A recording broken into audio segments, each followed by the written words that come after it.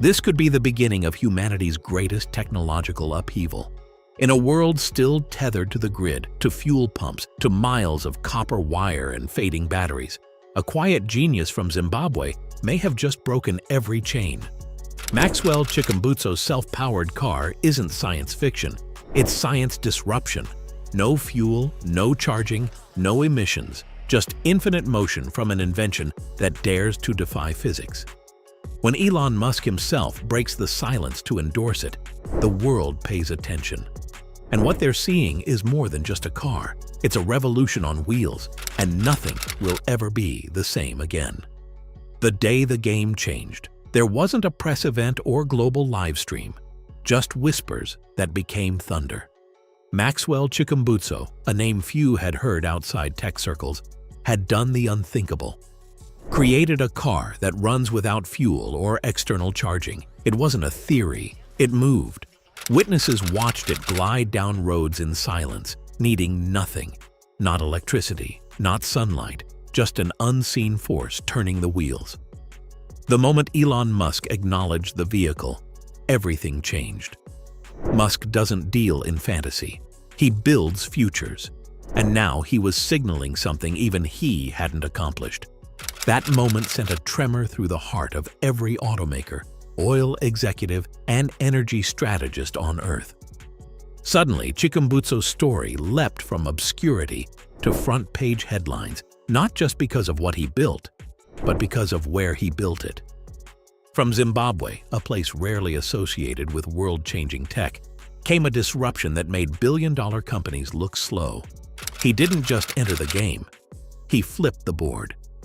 And the global industry had to decide, evolve, or become extinct in the wake of something it never saw coming. Breaking the laws that held us back. Science has long been a fortress guarded by unbreakable laws. Chief among them, energy cannot be created from nothing. Perpetual motion is a fantasy. But Chikumbutso's invention doesn't care about academic comfort zones. His self-powered car seems to defy those boundaries, not in theory, but in action. For decades, the idea of closed-loop energy generation lived on the fringes. Electromagnetic conversion, ambient energy harvesting. These were dismissed as pseudoscience, discussed in forums, but never seen on highways until now. Chikumbutso's vehicle doesn't recharge, it doesn't refuel, it just runs. And the silence of its operation speaks louder than any engine roar. Some say it breaks the laws of thermodynamics. Others suggest we never understood those laws fully in the first place. Physicists are now rereading what they thought they knew. Universities that once dismissed Chikumbutso are reopening doors. Engineers are whispering about quantum resonance and zero-point energy. This isn't about defying physics, it's about evolving it. If this car is proof of a new frontier, then the maps are wrong.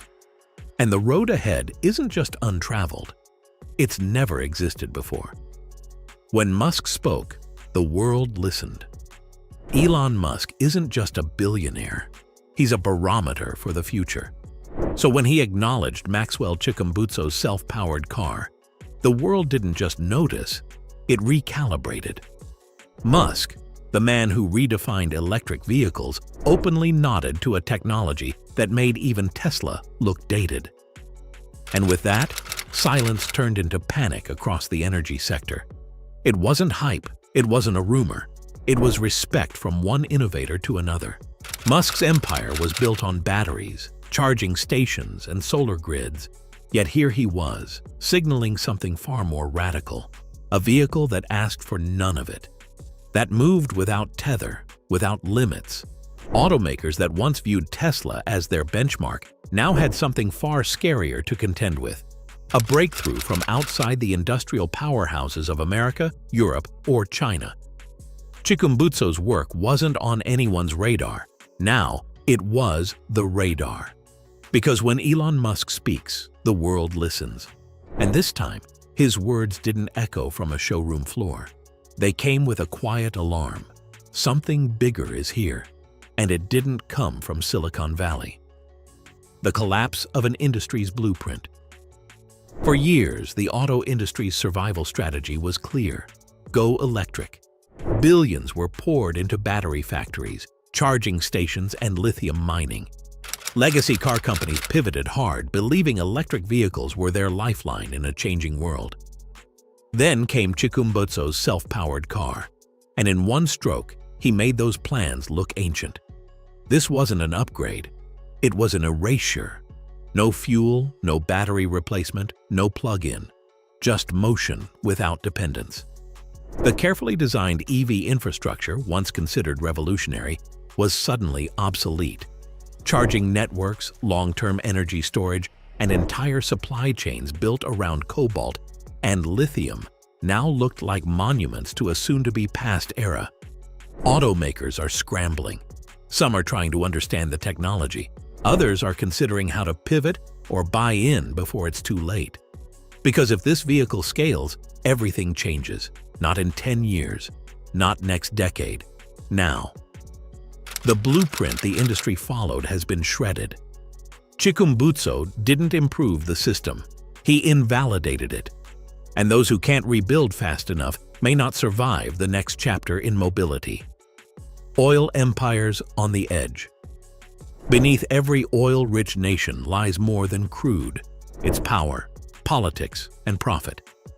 For decades, global dominance has been measured by barrels. But one self-powered vehicle threatens to drain it all. Chikumbutso's invention doesn't just threaten gas stations. It strikes at the very heart of oil empires. Saudi Arabia, Russia, and Venezuela have built wealth and influence on fuel demand. But what happens when cars stop needing fuel at all? The balance shifts, economies shrink, power fades. Overnight, the roads could dry up not from lack of drivers, but from the end of dependence. And it isn't just fossil fuels. Solar grids, wind farms, and national electricity networks all rely on centralized energy control. If vehicles become energy sovereign, then people do too. That means communities, entire nations can operate off the grid. No wires, no rationing, no control. The geopolitical implications are staggering. The flow of energy once dictated the flow of power. But this car doesn't flow, it generates. And in doing so, it doesn't just change the way we drive, it could change who holds the steering wheel of the global order. The science that wasn't supposed to work. Physics textbooks have long declared it impossible for machines to power themselves. Energy must come from somewhere. But Maxwell Chikumbutso didn't follow the script. His invention doesn't ask for fuel or electricity. It simply moves, endlessly. That challenges everything science has taught for centuries. Thermodynamics wasn't just a law, it was gospel. Now, labs and universities are quietly trying to understand how this works. Ideas once mocked, such as zero-point energy and ambient wave harvesting, are suddenly under serious review. No one has the full blueprint, but the fact remains. A vehicle exists, and it runs without input. That's no longer a rumor, it's a reality. And if it can be replicated, nothing is safe. Generators, power grids, even home electricity may be next. This car isn't just rolling on wheels, it's rolling over limits. And the science once used to dismiss such ideas now finds itself scrambling to keep up with what one Zimbabwean mind has already made real. A new road for the forgotten. In many parts of the world, mobility is a luxury. Villagers walk miles for water. Children miss school due to distance. Doctors can't reach the sick. Why? Because fuel is expensive and electricity is unreliable. Chikumbutso's self-powered car could change all of that. No charging stations, no gas pumps, just motion, anywhere, anytime. It's a dream for the underserved.